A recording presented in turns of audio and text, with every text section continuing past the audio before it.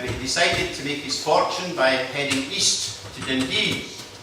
And he was involved in the Labour Party, and I think he was a Labour councillor in Dundee, and was there at the time of Lord George Galloway, who you might all recall. The thing that I know about Dundee is that my daughter's boyfriend, who's a Londoner, came up to Dundee to study, and he couldn't understand why for the first 3 months everyone in Dundee was called Ken. At the end of the day, Alex is in Labour for Independence. He's the chair of that, a fabulous speaker. He did decide that he had to come back west, so he's now going to tell us how the West is going to be won.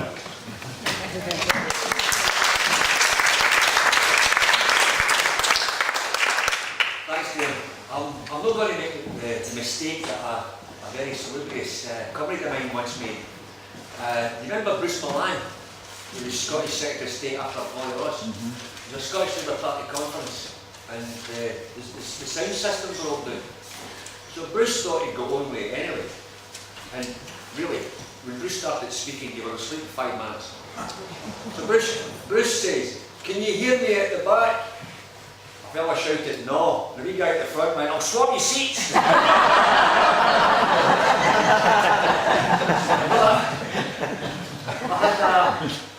I had a good moment Monday.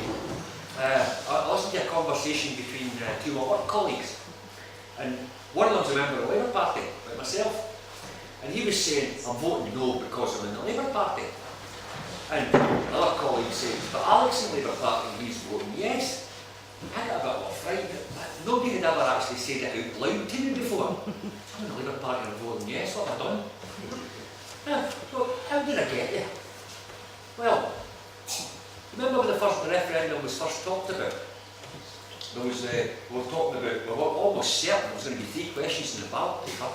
One of them was going to be Devil Max, a real Devil Max, not the Devil Nano or whatever Joanne came up with a couple of months ago. But a Devil Max with full fiscal autonomy. I remember talking to Parliament and the SNP at the time, and we were kind of, that's no bad, that'll be a good step. He was saying at that time, "Oh, bite your hand off right now for Devil Max with full fiscal autonomy." And time went on, and Henry McLeish started asking questions. What are we doing about this Devil Max? What's the party going to do with it? Silence. And Henry went on again, and folk like me were asking the party, what are we doing about it? And out of the blue one day, it kind of dawned on me, we're not going to get anything. It's the status quo or independence. My pal in the SNP said, "What are you going to do if that's the only choice in the ballot paper?" And I heard this voice say, "I'll be voting for independence." I realised there's a whole number of factors that come into that. For the image that's still burned in my eyeballs of the towers at Ravenskirk coming down, to going through New Cumnock, what used to be a mining village in South Ayrshire, population of 10, 11,000, thriving wee place. It's only 2,000 and it's a ghost town. Down past the old Massey Ferguson plant, they used to export tractors all over the world. Another company destroyed by Thatcher.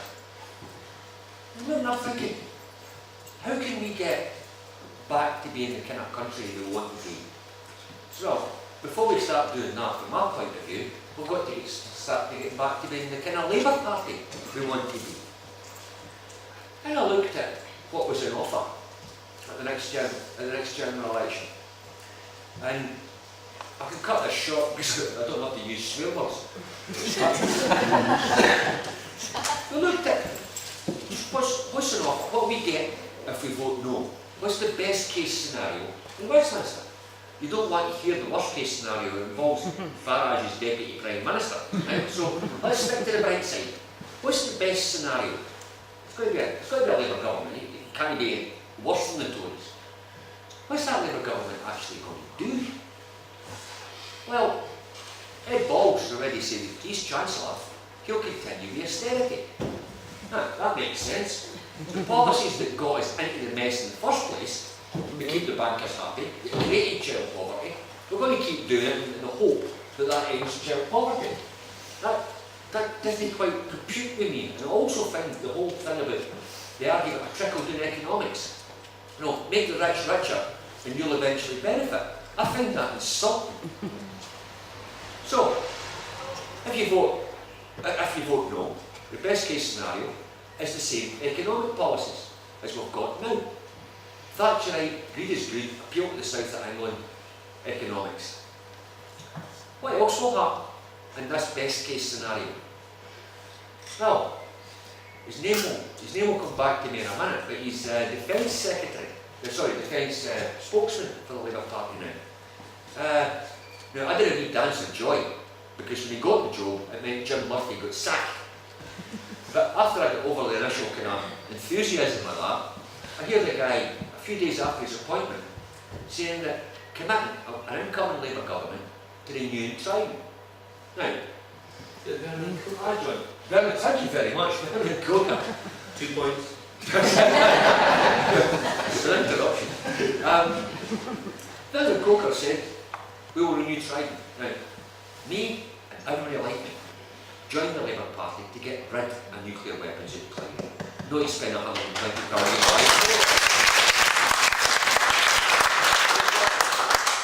Now, I believe that for social democracy to work, for the kind of Scotland we want, we'll have to start taking control of things. And the things we have to take control of are our resources, particularly energy. There's no use saying you'll have an 18-month freeze if Miliband wins the election. You don't need freezes if you own the oil and the energy companies. And we need to progress towards that. What's the indication from an incoming Labour government? Chuck O'Mahony, if I'm pronouncing his name correctly, is the Labour Party business spokesman. The Labour Party back in October there, the conference agreed unanimously to take the Royal Mail, quite rightly, back into public ownership. Within 4 hours, their chucker had decided, no, we're not doing that. Now, I believe in one person, one vote, but I don't think one person should have the only vote. I've been accused of being a bit of a Stalinist, but even by my standards, that's a bit much. Then, of course, we've got Ed himself. I will govern like Thatcher. Yeah, I live in Drumchapel now, you can imagine how well that is doing now. Places like Motherwell and Cumnock. Then, if it's not done, what's the rest of the Parliamentary Labour Party going to do? Well, this will be the same Parliamentary Labour Party that just voted for the welfare cap. As far as I'm concerned, any Labour member of Parliament who sees fit to vote for the welfare cap is they fit to be a Labour member of Parliament.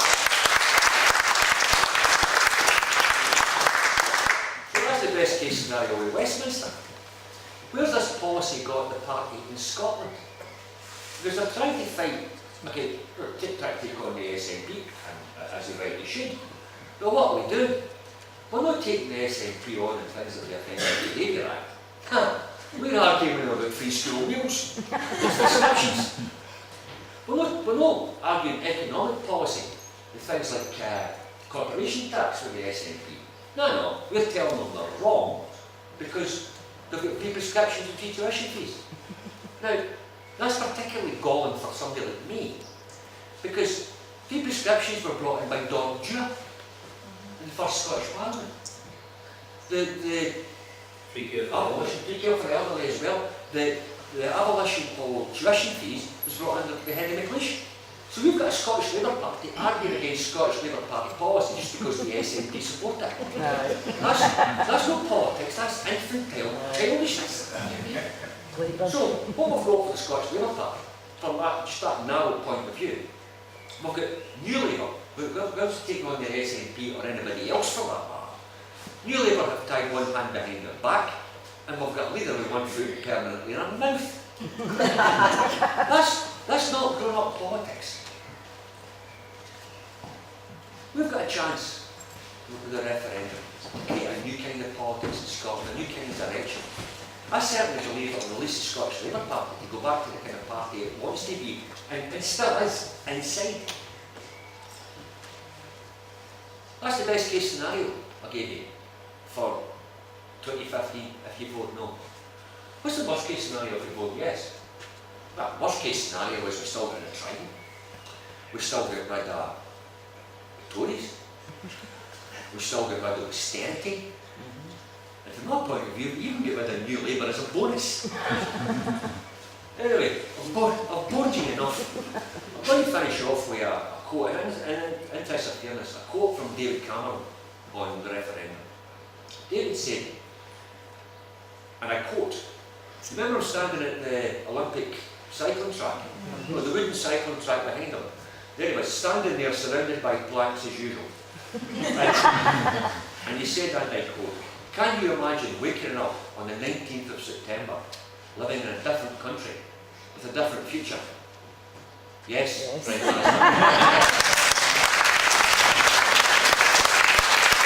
I had billed Michelle Thompson, but Michelle Rogers actually better than Michelle. Wouldn't tell Michelle Thompson that. But I'm very honoured to be on the advisory board of Business for Scotland, which is the fastest growing business organisation in the country. There's now, heard today at the meeting that we had, with 2,700 people signed up, business people signed up to that. So don't worry about your CBIs and all the rest of it. You're not really a patch on the business community that sees huge opportunities for an independent Scotland. And Michelle is really one of the leading lights. I mean, I would go so far as to say that once we get this yes vote, Michelle, if we're allowed to do it, Michelle will be one of these people that will have to be beatified, because the people that, you know, they are truly blessed. And I actually think that, you know, we owe a tremendous amount to women. I mean, we say that women's voting is the thing that we've got to get. Well, we've got some fantastic women leaders in the business community, and they are actually very much in the driving seat of what the Business for Scotland is about. Michelle is a very, very successful business lady. She started as a journalist. She tells me tonight that she was the first female sports reporter in Scotland. I wasn't entirely endeared to her when she told me that she was blamed for St Mirren being relegated in the first year when she was a journalist. But I'm sure that she'll restore my faith in her with what she's got to say. So without further ado, Michelle. I'm a national newspaper reporter. Don't shoot me, I used to write for the Daily Express. I had an IT company in the 90s, and I now run my own communications consultancy. My heart has always said yes. Always. My family was involved in the nationalist movement back in the 50s, and I grew up hoping that one day I would see an independent Scotland. But my head was a bit more doubtful. As a journalist, I wanted to see the facts. As a business owner, I needed to see how those facts would actually stack up. So I started to look at the economic facts. And forgive me if I refer to these notes, there are lots of numbers in here, and I've got a middle-aged lady brain. Numbers do not stick in my head.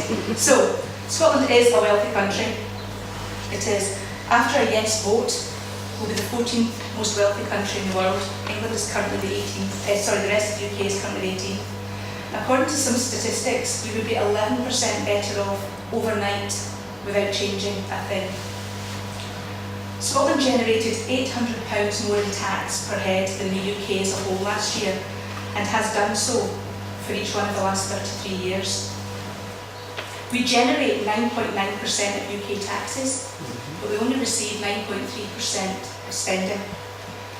And if we'd received the same percentage amount of spend as we generated over the past 5 years alone, that would have added up to an extra £8.5 billion. Just imagine what we could be doing with that. What galls me is that £800 more that we each pay pays for things that we don't even need or want. And we can't spend it on the things that actually matter to us, like business growth initiatives, like welfare, like the minimum wage. Scotland has paid £64 billion in UK debt interest that Scotland didn't incur. And last year, 63% of our deficit was made up of our contribution to paying off that debt. 63%, it's a huge amount. We pay £3.3 billion for our share of the UK defence spend, but only £1.9 billion of that is actually spent in Scotland. And we have no say on whether we want that money spent on illegal wars or nuclear weapons or not. We're expected to contribute £4.7 billion to a high-speed rail link between London and Manchester. We spend £60 million a year in paying Westminster expenses for the House of Commons and Lords. But I believe, and members of Business for Scotland believe, that our money could have been spent differently, it could have been spent more wisely and an awful lot more fairly. If Westminster had increased the minimum wage in line with the cost of living over the past 5 years, individuals would have been better off by around £675, which would equate to 13 weeks of groceries, 29 weeks of energy bills, or 8 weeks of childcare. And that makes a huge difference to working families and the minimum wage. And consider childcare. At the moment, as I said, our tax goes to Westminster and we get some of that back, but not enough to make childcare as good and as efficient as we would like it to be. So after independence, when we make savings and things like Trident in the House of Lords and the high-speed rail link that we don't need or want, we can invest more in childcare so that more parents can work, not just women. Childcare is not a women's issue, it's everyone's issue. More parents can work, which generates more tax, which comes directly to our government to pay for more childcare. And more women in the workplace is essential. From an economic perspective, every 1% increase in the female workforce boosts the economy by £100 million in tax revenues. But I also think that it will help make the workforce a more equal, fair place. Christine Lagarde, who's head of the IMF, the International Monetary Fund, says that the financial crash would never have happened if women had been on the boards of the big banks at the time. The IMF study in which she said that also found that half the women in the world aren't working, and those who are working are overexploited. Now, we can't fix the world for women just yet, but we can make a difference here in Scotland and lead by example. So the more I read and the more facts that I found, they all dispelled these myths around the perception that Scotland is too weak, too poor, too stupid. And that's when my head caught up with my heart. As a businesswoman, I want to do my bit for a cause in which I truly believe. I want to see improved opportunities for young people, more and better paid jobs, more wealth generated for people and businesses of Scotland, more women in the workforce. I want to see our economy grow. But I'm not just a businesswoman, I'm also a mum. And I know that a stronger economy also means more money for social good too. I want to see an independent welfare policy for Scotland, for Scotland's people, by Scotland. 1 in 4 Scottish children lives in poverty, significantly higher in some areas of Glasgow. And to me that's completely unacceptable. I don't want to see our children growing up beside nuclear weapons. I want Trident removed from the Clyde. If Westminster thinks it's okay to have weapons of mass destruction 30 miles from the biggest city in Scotland, they can take them and stick them 30 miles outside London, see if they like it. And the fact that politicians have created this new term, the working poor, I think that's shameful. The UK is the 4th most unequal country in the world in terms of the rich-poor gap. If you look at the Business for Scotland website, which I hope you do either later tonight or over the next few days, there are some really good articles there, but there are also a series of maps. There are 3 maps which show the tax take, the tax spend, and life expectancy. It's no surprise that where the spend is greater, the life expectancy is longer, and that's in London and the South East. We're currently tied to a city where, as I saw yesterday in the news, rather than trying to help the homeless, they plant spikes in doorways of offices so they can't sleep there. Scotland can and will be more equal, but the only way for us to make these changes is if we get the government that we vote for, a government that understands that Scotland has unique needs and unique opportunities.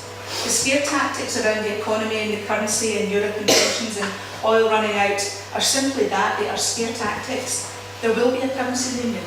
We heard that from the government minister, that denying us a currency union was a negotiating tactic.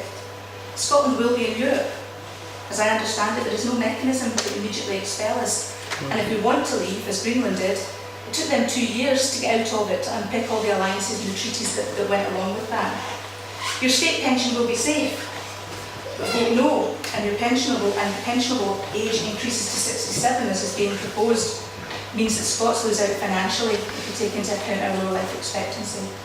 But the biggest risk to your pension is not independence, it's another blitz by Westminster. You remember Gordon Brown devastated the pensions industry in the UK by taking a large windfall out of our pension funds. If Scotland votes yes, we get at least 40 years of oil. of oil wealth, which is £300 billion worth. If we vote no, we get 9% of that, 27 billion. Scotland, as I said earlier, can and will be a wealthy country. From a business perspective, there is already good work being done by the Scottish Government to support business, and more than £1 million is going to be spent in the next year alone on schemes to support women and young people. We actually have a disproportionately lower number of small to medium-sized enterprises that are female-led, and less than a third of self-employed people are women.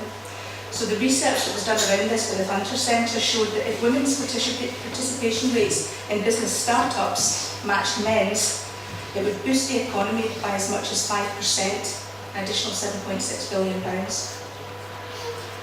And last year, Scotland was second only to London in terms of attracting inward investment. With the powers to change tax, we could do better still. We could do much better to provide more support for these SMEs, for start-up businesses, and for growing ambitious businesses as well. Over the next few months, Business for Scotland is going to be talking to hundreds and hundreds of business people. There'll be a massive event that we're having in August where we will be listening to and learning from experts in their field, from businesses, from industry leaders and from academics, looking at what needs to be done to make Scotland a better place to do business and to improve the economy. The information that we get from that will be turned into what we see as being a business vision for Scotland, one that we'll use to influence the government post a yes vote. But we do need a yes vote to enable us to do that. And I believe that Scotland has the skills, the resources, the determination, the passion and the compassion to be a successful independent country. I don't think there's anybody better placed to run Scotland than the people of Scotland. It's been a long journey to where we are now. 18th of September will not be the end of it. It will be the start of a whole new journey. It will be an incredible opportunity to create the kind of Scotland we want to live and work in and to bring our children up in. I don't think anyone has said it's going to be easy, and I'm sure there will be bumps along the way. There will be ups and downs, and we will make mistakes, but they will be our mistakes, and we will take responsibility for making those changes. The eyes of the world are already on us, as you can see, and around about the referendum time, 48 hours around the 18th of September, experts have estimated that the kind of global coverage that Scotland will have would cost about £1 billion to buy. If you had £1 billion to send a message, what would you say? You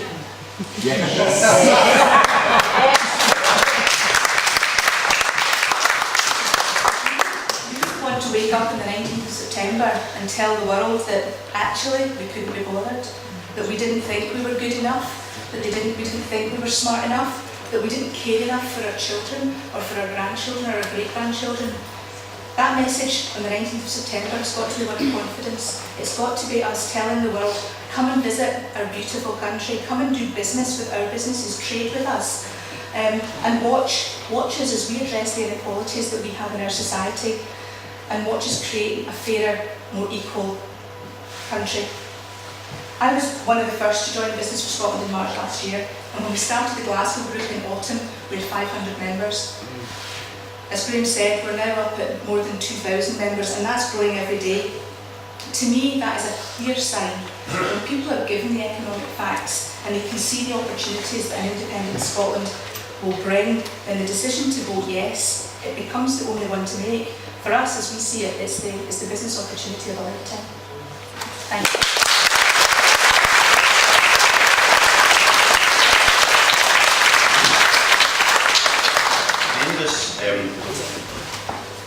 Joy for me, because he's actually one of my journalistic heroes, though he doesn't know it. Derek Bateman. And I didn't know, when my wife asked me who was speaking tonight, and when I told her, I didn't realise that she thought that he was one of her heroes too, because she says, well, the last time I saw him it was in Mr. and Mrs. That joke might appeal to people over 55. Anyway. Derek has been a journalist for, I think, over 45 years. He's been covered many things in Europe and America, the Quebec referendum, in the States as well.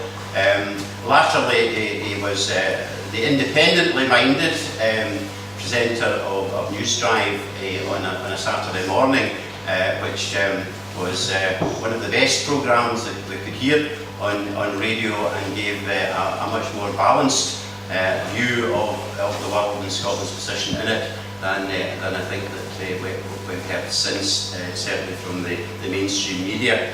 It's an absolute privilege to have him tonight, and without further ado, we'll ask him to speak. It was really nice just to come here and go down to the water. It kind of made me think maybe we should do this again sometime. I've got a problem being the last speaker because you kind of think there isn't much left to say. I did a meeting in Perth where I was 5th out of 5 speakers, and I just think we were punch drunk before we got anywhere near me. And I won't speak for 10 minutes because I think these meetings are really about you.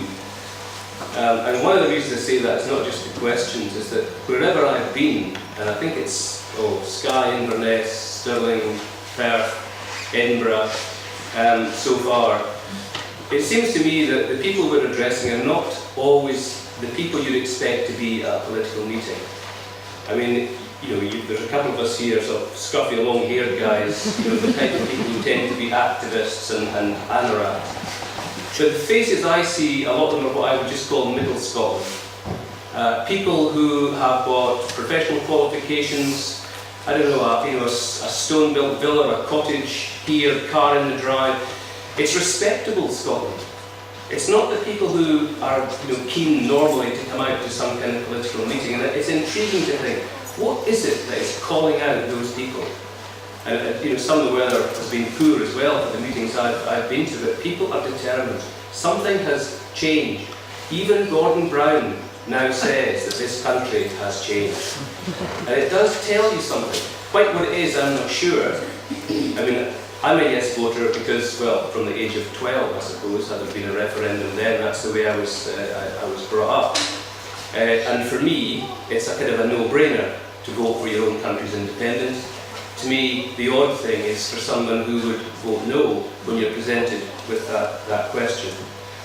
I mean, just logically and sensibly, I understand why people are fierce, and I also understand those people, there's a lot of them, understandably after 300 years, who regard themselves primarily as British.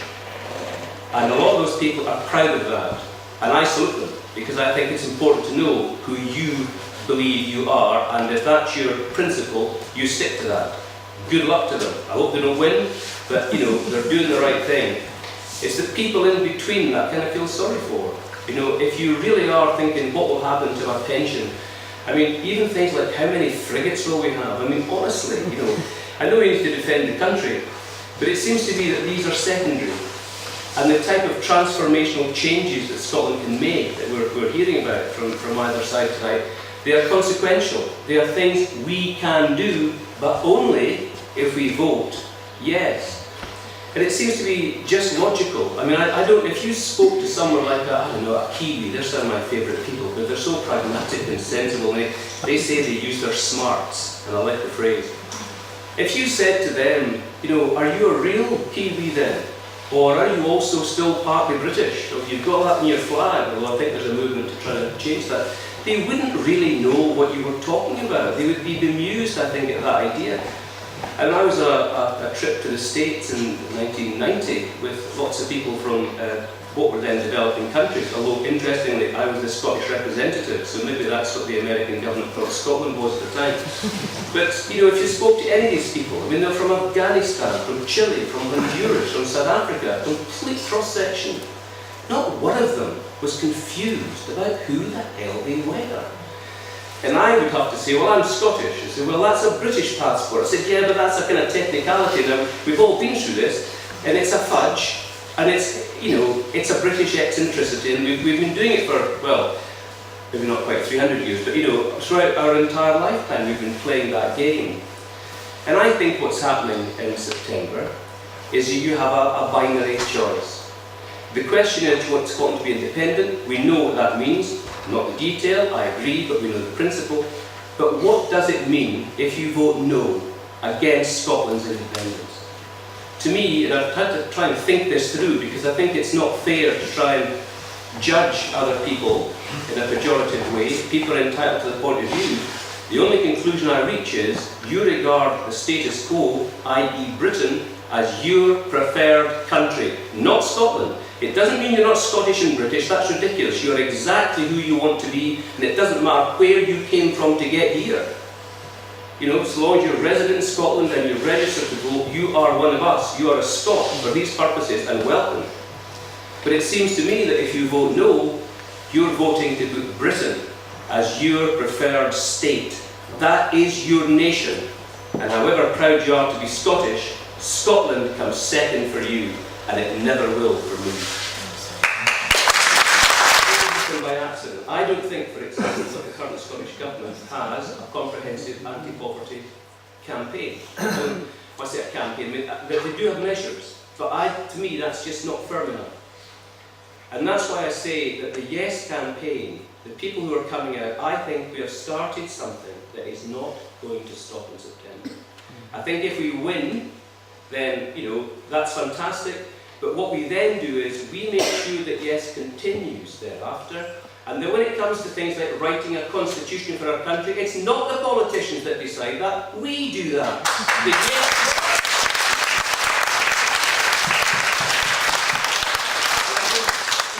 if it's, you know, sadly a no vote, I think that we become the real opposition.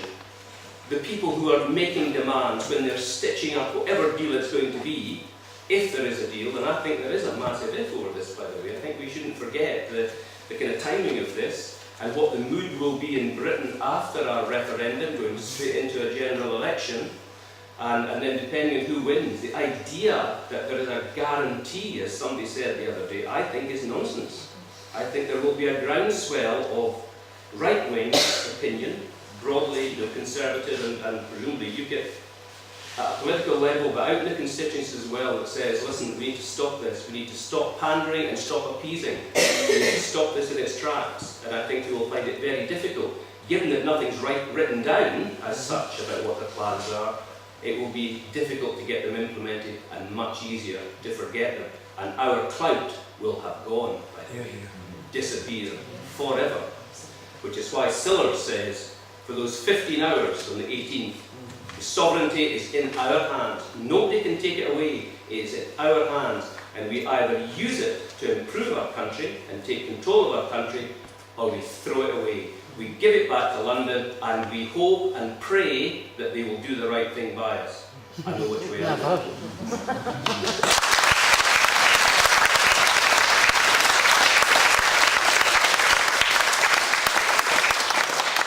To the rest of the evening, I'd be obliged, and to start off with the gentleman here. First of all, thanks for coming. Question for Michelle, in terms of business and economy, all the facts you've got, and I've looked at all the facts you've got. Has Scotland been in surplus for 29 for the last 30 years? If you take away, if you do the Well, addition and the this year, but- subtraction, yes, on Yes. average, yes. The UK was last in surplus 2001, 13 years ago. So who's subsidising who? Yeah, well, I mean, that's exactly right. I mean, it's been presented to us all my adult life as the other way around. I remember when they started doing the what they call identifiable public expenditure for Scotland. But of course, it was only the expenditure they identified. So that hidden things at that time were things like, remember you used to get mortgage interest relief? Remember that thing that Mrs. Thatcher eventually ended that? Well, of course, in a country like Scotland, which at that time, it was something like, I don't know, 70% of us were in council housing, you know, public housing for some form or another. Whereas, in the southeast of England, it was massively privately owned. So that, in a way, was a massive shift of taxpayers' money, you know, away from a Scottish interest. And they've been doing that ever since. And I mean, the astonishing thing to me is, I don't think in my lifetime I have ever heard a unionist member of the British Parliament stand up and say Scotland is not subsidised by the rest of the UK. Not one of them, as to my knowledge, has ever done that.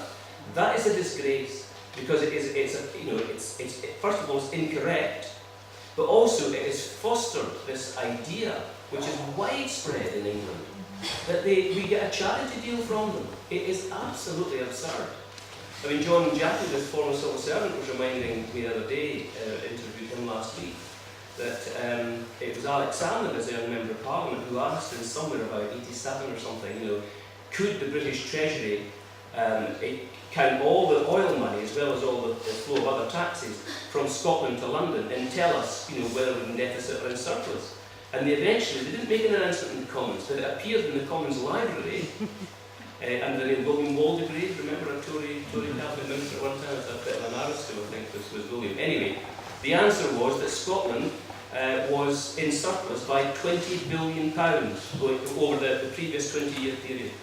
I've seen figures from 1900 to 1921 where the take was an average 61 to 85%, and that's pre-oil. And that's official government figures.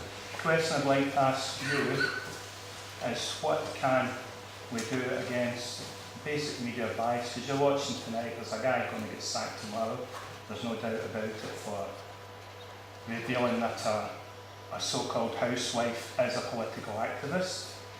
The abuse she gets online is wrong, don't get me wrong, but when Joanne's political advisor can wish that basically anyone supporting the SNP or the Yes campaign gets cancer and there's not a thing in the press. So how can you... that may not be the best example, I mean, because it gets complicated. I mean, the reason he made a mistake, he got the information wrong, which is not related to Pat Lally at all.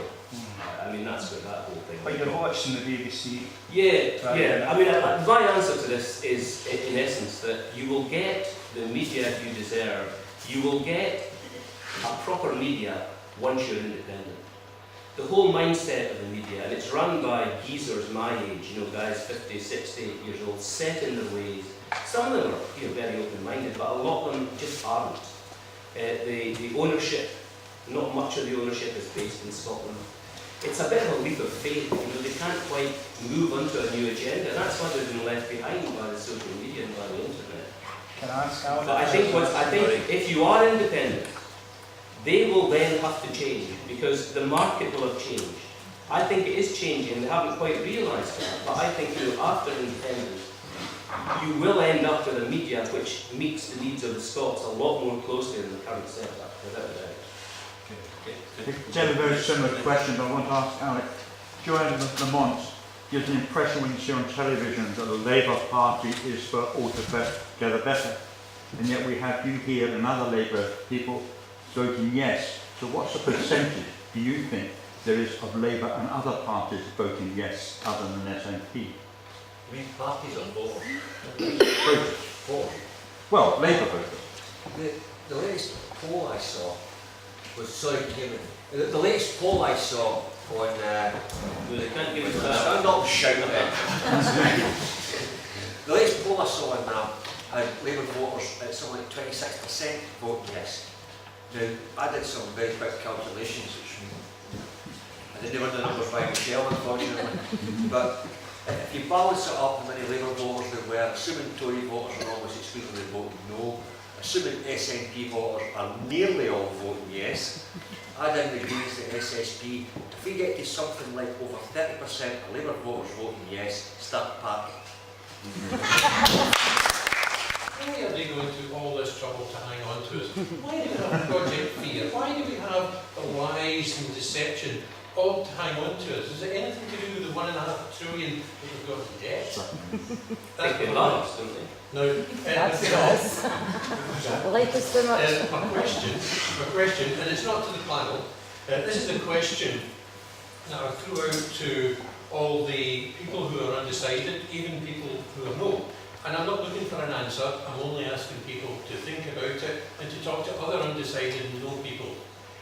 Up till now we have had a Project Fear or the Better Together campaign. We want to talk about facts and figures, we want to talk about economic facts, projections, extrapolations, all the sort of things that change from one day to the other, that change with weather. A few months ago we were staring into the abyss. Today they're telling us that the economy is getting back on track again. It changes constantly. Is that a good, reliable basis for taking the decision of a lifetime. Now, I would say to you, look at some different things. First of all, these are all the facts and figures that they use to tell us that we're better, that they can subsidise us, they can bail us out, and therefore we're better. Now, what I'd say is, look at some of the other facts that are indisputable. I lived and worked in the City of London for 23 years, and I've seen the South East, I've lived in the South East. Can anybody doubt the wealth that's in the South East, the values that are in London? Does anybody doubt the fact that HS2 is travelling from London up to Leeds and Manchester, and in our lifetime will never come near Scotland? Does anybody doubt that we've got food banks up and down the country? Does anybody doubt that we are governed by a government in this country that we've never voted for, or at least for 50% of the time? Does anybody doubt these facts? And if you don't doubt these facts, you must ask yourself the question, are we really together as a nation? Does that sound like we're together? That evidence is absolutely irrefutable. Ask yourself, are we together as a nation? Because if we're not together as a nation, we certainly cannot be better together as a nation.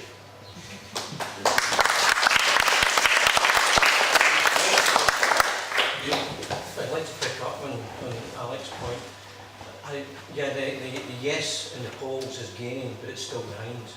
And I don't think it's the undecideds that will swing it, because probably as many of the undecideds will decide to vote no as vote yes. I think what will swing it will be the traditional Labour voters. And I don't see that message getting across to the general public. Too many of the general public, I think, still believe that the vote for independence is a vote for Alex Salmond and the Nationalist Party. And if we could get the message across to traditional Labour voters and get it over that 30% so we can have the party, I think that's what will swing it. So my question is, what are you, Alec, and people like yourself in the Labour Party doing to get that message across to the traditional Labour voters? Well, among other things, we produced over 300,000 leaflets so far that have been distributed by ourselves and by our friends in the Yes campaign. When it comes to getting the message over and getting in the media, well, you know what's happening with the media. And in particular, this whole concept of it being about, it's all about the SNP, it's all about Alex Salmond. I'm the poster boy for the opposite of that, because I really don't like the SNP, and I never have. But it's not going to stop me. But I could say I hate the SNP, but I'm voting yes because I hate New Labour more.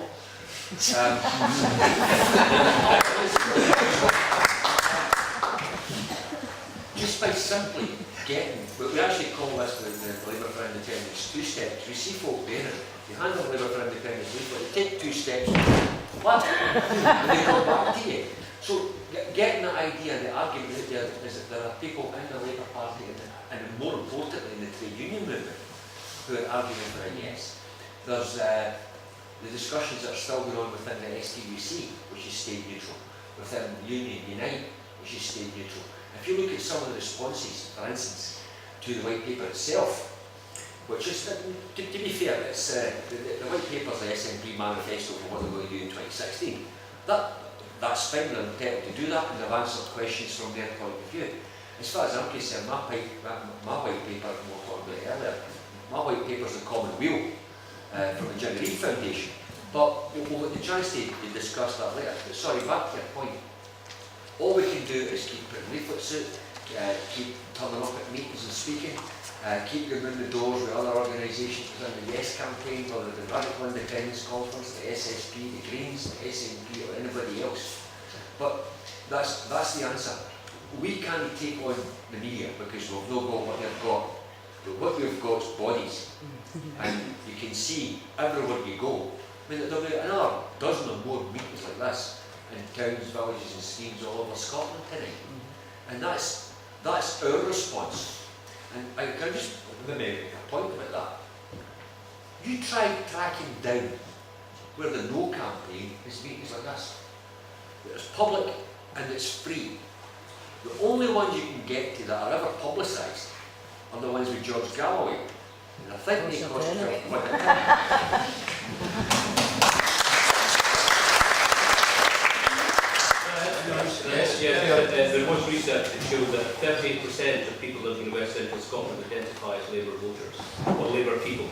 vote with all the time, clearly they don't vote for the SNP, for Holyrood, etc. as well. And they're not afraid of independence. I mean, that argument does not need to be made to most of these people. They understand it.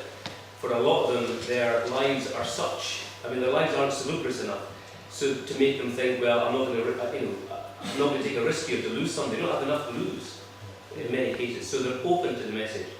But what stops them, it seems, is that they regard it as an SNP project, and it's run by Alex Salmond. That's why the other side are hammering away at that message. Alex Salmond's plan, yada. That's why that's done, because they know that is true. But you're right, those are the people who, if they change, and there are indications that they might change, then that can swing it. I mean, one of the people that I know who is an expert, has been elected himself and really understands the kind of West of Scotland vote. You know, I say to him, what is the biggest single hurdle to a Labour voter? He will say, Maggie Thatcher. He says, on every doorstep, it's amazing the effect it has. If they think that basically they're going to get another Tory government, if that's what it is, if that is looming, and it's open, we don't know, it probably is not going to be clear before we vote in September, but if they get it in their head that there's going to be a Cameron-led government with the Tories perhaps with UKIP, I mean, it's better they can see the vote now, that could be a major influence on the way Labour voters go. But I also think the undecideds will be important. But I think the undecideds, I think a lot of them are not going to decide until they get until the day until they go into the voting booth, honestly. I think a lot of people are just, I think this is why I know we have to talk about the technocratic and legalistic and our pensions and all that stuff, but really, to me, the independence of your country is really a matter of the heart more than anything else. You take that step first and then everything else flows from it. We make those things happen. And that, I think, is where Yes, so far, really has not grabbed Scots by the throat and said, who the hell are you? How are you going to vote against Scotland? And that's the message, I think. Could I follow on from that? Yes, sure. I'd like to say this, and this, I'm not saying this light-heartedly.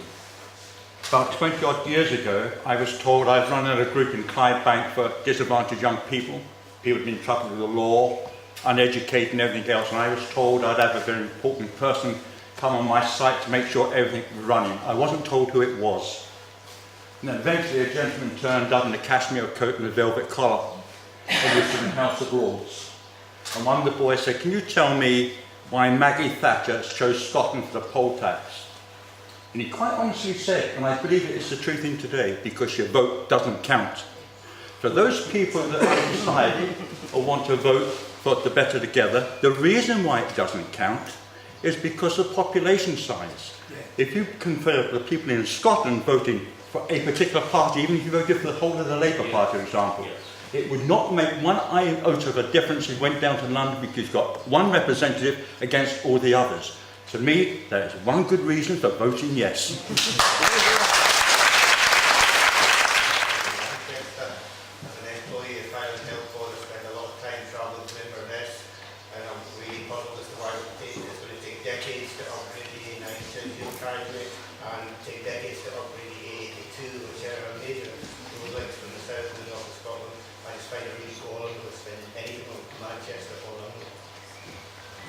Yeah, well, I was at a meeting in Skye with Jean Urquhart, the independent MSP, and this issue about infrastructure came up, and it wasn't just roads and railways, it was about radio reception. You know, driving north, where did the radio go? And then you've got your no phone service. And when I was staying in a four-star hotel in the south of Skye, no service all the time, landline only. You know what I mean? What is wrong with us? But she said that what should happen is that every MSP, when they're elected, should be asked to travel Scotland for 6 weeks by public transport. I wrote that in the blog, and some of the stuff from the correspondence I got was really quite moving. People were describing what it was like to try to move around different parts of Scotland in their locality. And I had this when I lived in East Lothian, quite a remote area, but it was over an hour and a half to go 15 miles into Edinburgh. And there was also a service where for the elderly, you know, they'd get their cheap ticket after whatever it was, 9:30 or 10 o'clock in the morning. They could get the bus to the local town they had 45 minutes to do their shopping to get the last bus back. You know, I mean, there's far too much of this going on in Scotland, and you know, this is, to me, there's not so much independence. This is about politicians actually making decisions and using the budgets properly. No country functions without an infrastructure. So I mean, I would hope that would be something that would, you know, become a priority. But it's certainly, you know, also, why are they using these little commuter trains on the Highland Line? I mean, what a wasted opportunity that is, you know. I mean, what a fantastic gift to the country to go on a super train, you know, for visitors, let alone guys like you going up and down. First 2 hours of my trip to Inverness was a bus to Perth. Well, that's a lesson. They didn't tell me that. You know, I found out by accident I was going to be travelling on a bus for half the journey. It's not good enough. It equally applies to in urban Scotland too. I'm just back from Copenhagen, and the last time I was in Copenhagen was in 2008 when they were just starting to build their underground. It's fully functional, it's fantastic, it's driverless, and they're now expanding. You know, so, and they've got rid of their trams. Another question. Yes? Sure, there must be some other. Yes. I was interested in what you said about the food banks having to pay £5,000 a year in rates. That is quite simply appalling. I think I wouldn't agree with that. However, speaking personally as someone who worked in the medical services for the homeless for many years, up till about 12 years ago, there were very few food banks in Glasgow. People did go out on the street at night with soup kitchens, but people didn't routinely come to food banks. Now, yesterday, or the day before yesterday, the Scotsman had figures about the rise in the number of food banks. Very cleverly done. They gave you the percentage rise in England. They did not, which was 54% over the last year. They did not give you the percentage rise in Scotland. They gave you 2 figures. You had to work it out for yourself. Can anyone guess what it was? It was 410% of a rise in Scotland. And the way they put that out did not reflect that. You either had to work it out with a pencil and paper or on your accountant. But have you noticed how in the papers you now get pictures of Danny Alexander or Douglas Alexander or Joanne Lamont proudly attending the opening of a food bank in their constituency? I mean, Rick Bale's dead, but you know, the New Statesman should be there. But Warren was starved when he needed him.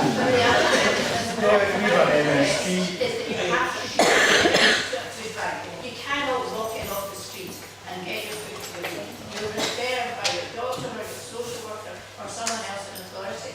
That's not mentioned in the press. Why not? No. Well, I don't know the answer to that, but I mean, it's certainly, there is a massive increase, and I mean, it's also not surprising when you look at there was a figure, I think it's 3 weeks ago now, came out saying that the number of families in Britain who were in work, but in receipt of, I think it's housing benefit, in other words, state aid, because their income was so low, has gone up under the coalition by 60%. I mean, poverty is built into their programme. I mean, they know children are going to be pushed into poverty through their economic policies. They know that's happening. And I was reading as well that we've still got 80% of the current round of cuts to come, which will, it's been delayed until the next election. And then he's adding £25 billion of cuts on top of that, Osborne. And they said that that will mean that by the end of that, public spending in Britain will be at the same level as it was in 1948. I mean, I'm sorry, and I just don't understand why people are not grasping onto this. I mean, are they hoping that Labour are going to come along and save them? Because Rachel Reeves and Ed Balls have said the same thing. We will keep to the austerity plan. We will undo no Tory cuts. That's not on the agenda. Whatever's in their heart, and I'm sure there are things that Labour will try and do to ameliorate the situation, but the fundamentals won't change. There's only one chance of doing that, I think, and that is through our route, which is an independent Scotland, where at least we won't be fighting the Tories much. I'm eating them, but won't be fighting. Any other questions? Yes, Biggie. Going back to getting the message out and persuading people, we can leaflet as much as we like. Very often, unfortunately, leaflets get through doors, they're picked up and go straight into recycling. At the end of the day, the only way to get the message across is to knock doors and talk to people. Now, if you go into the Labour heartlands in the schemes of Glasgow and speak to people, it's surprising how many are undecided. They don't know. You talk to them about why don't you vote yes or what puts you off voting yes. They'll say, I don't like Alex Salmon. You know, that's very much one of the things that comes across. People are willing to be persuaded. They're willing to go with a yes.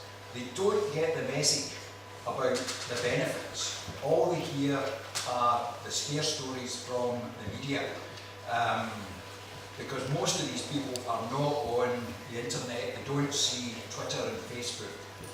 It's the BBC News and the newspapers they get. What we need to do is to get out, knock the doors and talk to people, and we will get them around.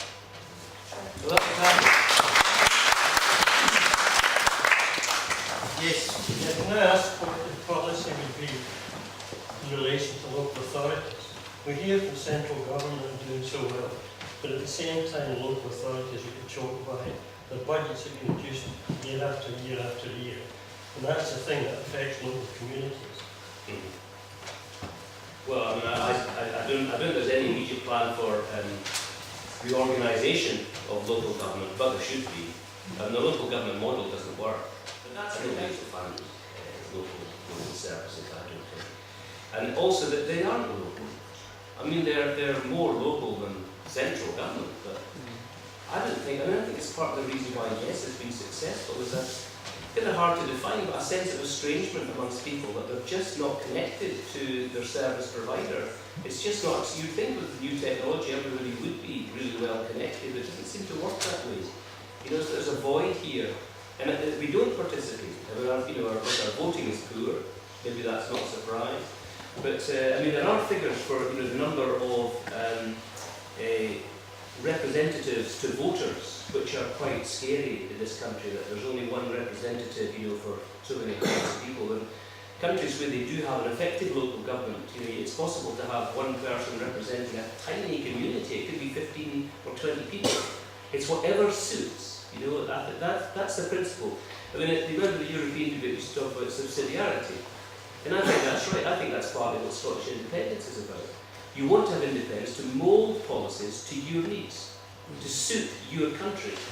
So you have that debate about corporation tax, but cutting it. Well, yeah, there's a debate either way, but that's not the point. It's like income tax in isolation isn't really relevant.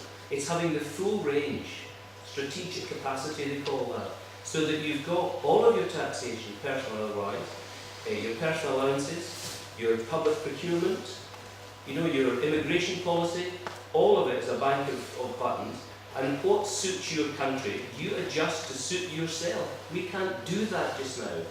And that's what we need to do. And the same idea should apply to local government. But we need a complete revision of it.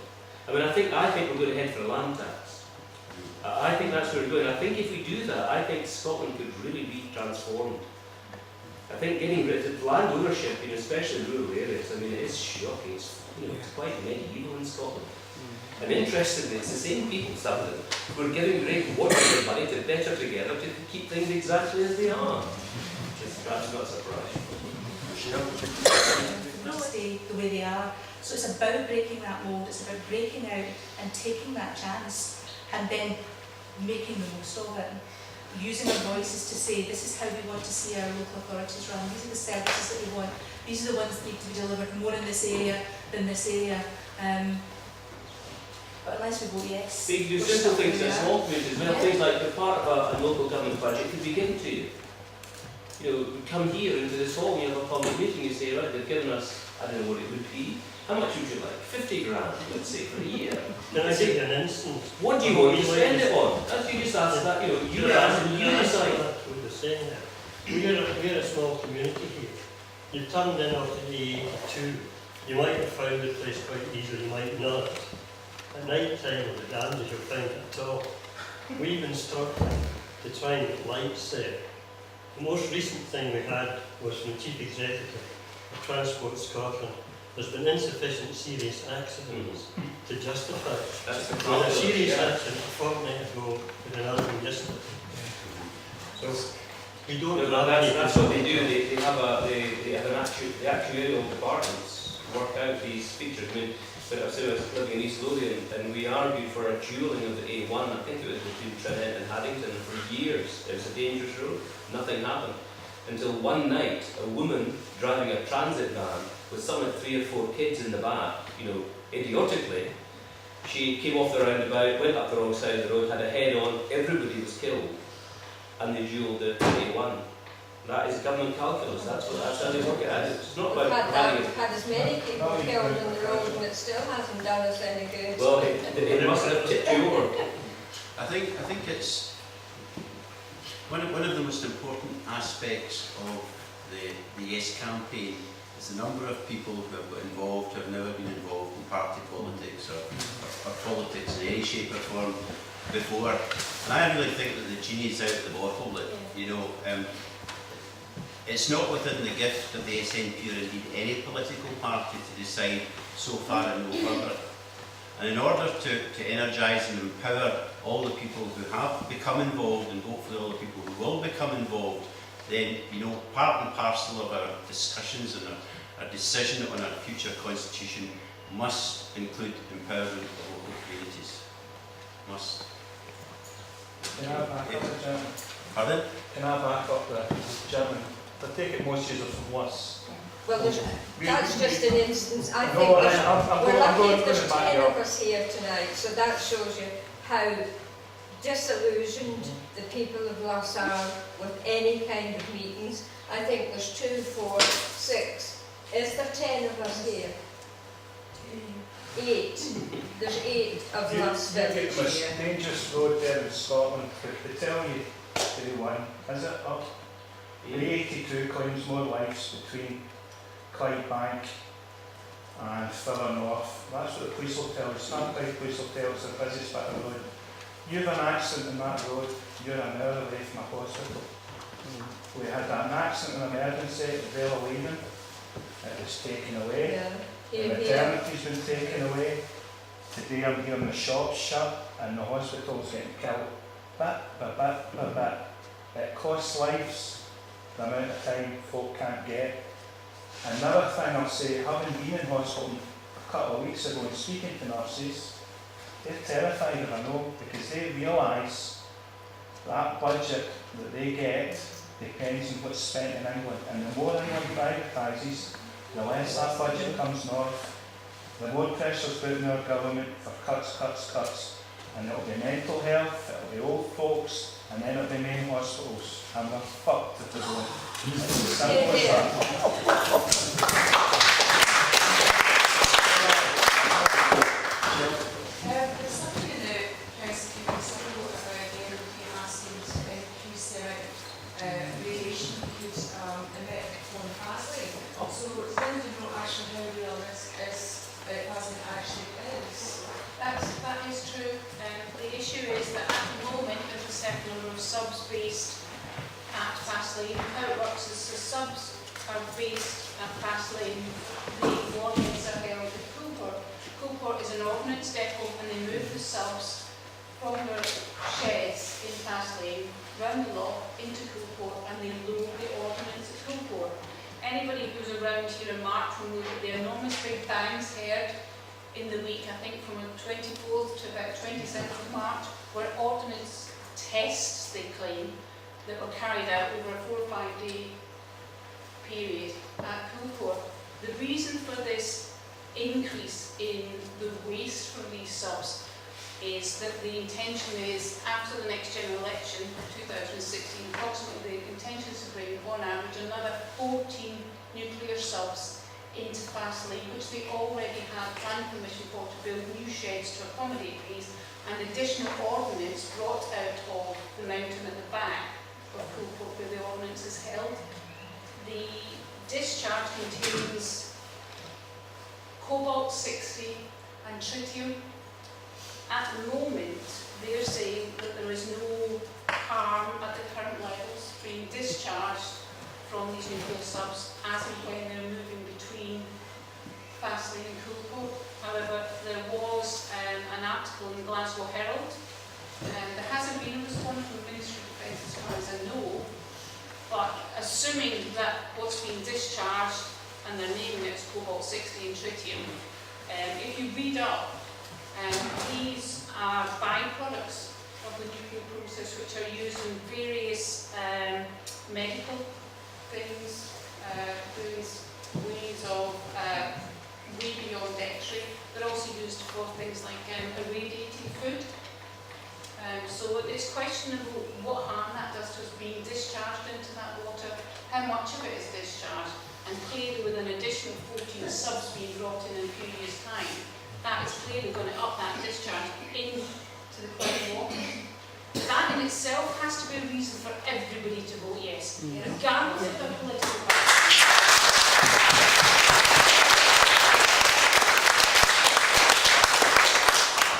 The lady with the green badge, did you have a question about that? Well, just a few things really, just to echo something that was said earlier on. And I'm a Scot, but I hail from Wales. And it was interesting when I was down there in March, I think it was, and I was there for the rugby, for the Wales-Scotland match. And we were accosted by several people, just common people working in the gardens, doing whatever they were doing, and they said they were really interested in Indie Ref in Scotland. And several of them, very, very ordinary people, said, we would like to be independent as well, but we are too poor. And you would try and argue, and say, well, you are poor because of the situation that's been here for years and years and years. It's very difficult to get them to understand that. But I think, we really have a chance to get the rest of the UK to move on. I'm very worried about what will happen to Wales and Scotland because independence, but I'm still voting yes. And I suppose the other question I have is, what can we do about Alex Salmond? Because I have a number of people, I work in mental health, and sadly I have a number of mental health colleagues who you would think would know better, who work with the poorest, most disadvantaged people, who are dependent on food banks, who are dependent on DLA that is rapidly disappearing, who are having to apply for job seekers allowance when they really, really can't work and become ill as a result. But still, many of my colleagues are going to vote no, and very often it's a very simple, I don't like Alex Salmond. I think he's, well, I don't know what they think he is, they think he's smart or something, and I can't understand how they can compare him to people like Johanna Lamont, David Cameron, Ed Miliband, and come up with that conclusion. But that's what they're doing, and I don't really know what sort of an answer I can give them. I think it's an excuse. I think it's an excuse because they're not prepared to think about it, or can't make up their mind, or haven't worked out what their view is. And it's the simplest thing to say. It's the most immature thing of all to say, actually, oh, I don't like him. I mean, it's like, you don't like someone in the playground. It isn't actually an argument. It's nothing. I mean, that's people who need to engage properly as mature adults about the governance of their country. If you go onto any of the Brexit websites and social media, that's all talk about, period. Alex Salmond, SNP. But it remains more popular than any of them. Yes. Do you ever ask them who they would, if they would vote yes if somebody else, who that somebody else would be? I haven't asked them that because I'm asking really for hints as to where I could go with that, so that might be it. Well, I'll tell you. That might be it. The answer to that question, when people say I'm voting no because they don't like Alex Salmond, point out to them that a no vote means they're endorsing David Cameron. If you vote no, you like Cameron. That's the logic of their argument. Basically. Can I go back to this? Not just David Cameron. Can I go back to this Trident thing? Because we haven't really talked much about Trident tonight. There's an extra element with Tribe. We can't get at the Clyde Basin in the Firth of Clyde to check out what oil and gas reserves they have there. And there are oil and gas reserves there, all the way out to Rockall. Now, could you imagine? I've been to Aberdeen lately. You can see the wealth in Aberdeen. The difference in average wage in Aberdeen and the rest of the country is massive. It affects the whole of Aberdeenshire. We can be bringing that, but now the estimates vary, as of course we do. But can you imagine bringing that kind of wealth that we've got in Aberdeen to the Clyde? Right up down the Clyde. The shipyards at Govan, Greenock, right down the coast, Girvan, even Gretna are going to benefit from that. All the way up the Western Isles, places like Islay, Mull, Skye, Barra, they're all going to benefit from that. And in some ways, the question somebody asked earlier about infrastructure and roads, and Joe that is in, if there was major oil work being done from places like Fort Longyear or from the west coast of Scotland, you watch how quick the Joe Larry down. Now, you tell my daughter how rich Aberdeen is. She works in Aberdeen Royal Infirmary, and all her money, her wages nearly all go in her childcare for her little boy. It's a very expensive place to live. Yeah. They have good bags too. That's how rich they are. Certain parts on top, certain parts. Well, I think the thing is that Scotland is a rich country, but it doesn't necessarily mean that we're a rich society. You know, and it's how we rebalance that. It's the challenge ahead, and what is going to happen if we stay part of the EU. Can I just answer your question about hating Alexander? I was out at an event in Denison a couple of weeks ago with Yes Meeting, and the biggest and most popular question that they're asked is, the biggest challenge that they're given is, we hate Alexander and we won't vote for him. And they were saying, you know, how do we answer that? How do we get beyond that? And it's about explaining that this is about more than one person. It's bigger than one person. It's bigger than one party. This is constitutional change. It's not a vote for one man or one woman. It's a vote to change the constitution. Beyond that, your friends can vote for whoever they like. Beyond that, they don't necessarily get Alex Salmond. But what I would suggest to you is show them, there's a YouTube video with a doctor, Dr. Philippa Whitford. She's talking at a Women for Independence event, and she talks about the differences between the NHS in Scotland and the NHS in England. And she very, very clearly and concisely explains what will happen to Scotland's NHS in the event of a no vote. And if you're working in a medical field, perhaps that might be what your friends and colleagues need to hear somebody independent from your group of friends explain what the damage to the NHS could be if we vote no. I sometimes try to reassure people at meetings at the end by saying, look, if it goes wrong and we do vote no, don't worry, I mean, nobody dies. So maybe I'm wrong now.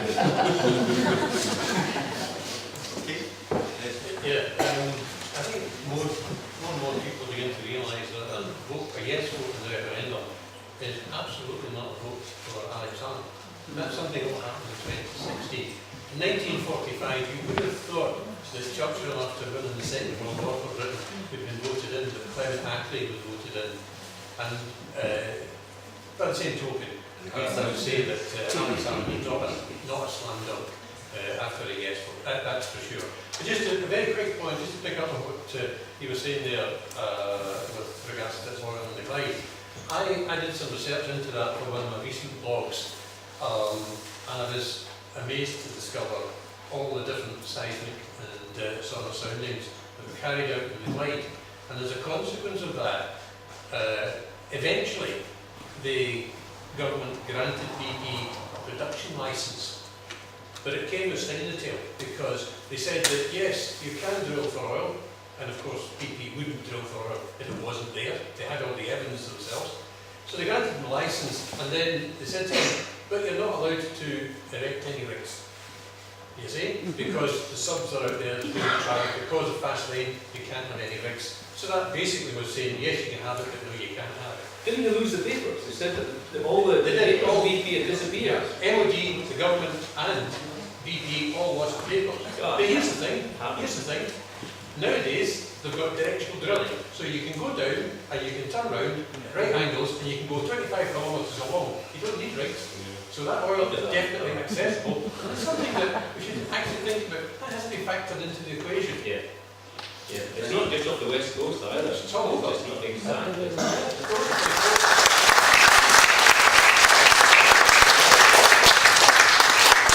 Thank you very much. Just a couple of points. The cards that I mentioned at the start of the evening, if you wouldn't mind filling them in before you go and talking them in the box supplied. There's still coffee and tea at the back. If you stay and have a discussion, and if you've got any questions that you didn't want to bring to the, stand up and ask, there are plenty of people to chat with who would be delighted to speak with you. In conclusion, could I thank the organisers of the event tonight, but in particular our three speakers.